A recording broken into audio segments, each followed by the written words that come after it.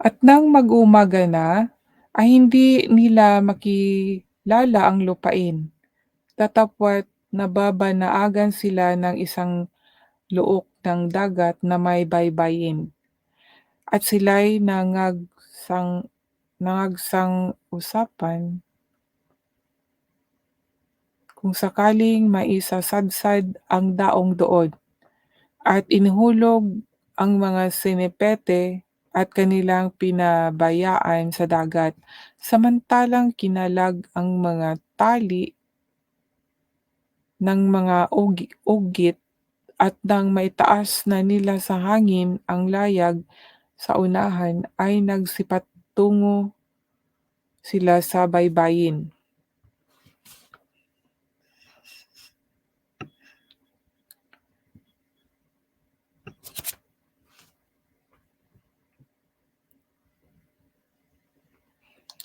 41. Datapwa't pagdating sa isang dako na pinagsasalubungan ng dalawang dagat, ay kanilang isinasadsad ang daong, at ang unahan ng daong ay napabunggo at tumigil sa hindi kumikilos, datapwa't nagpasimulang magkawasak-wasak ang hulihan sa kalakasan ng mga alon, at ang payo ng mga kawal ay pagpapatayin ang mga bilanggo upang ang sinumay huwag makalangoy at makatanan.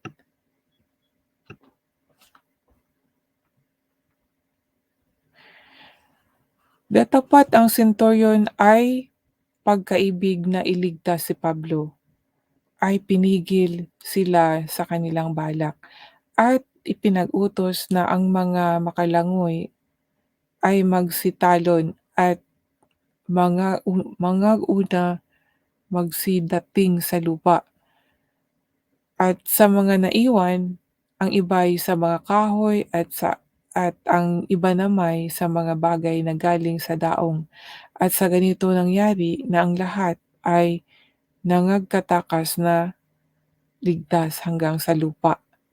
Amen. So yan po yun, mga kaibigan,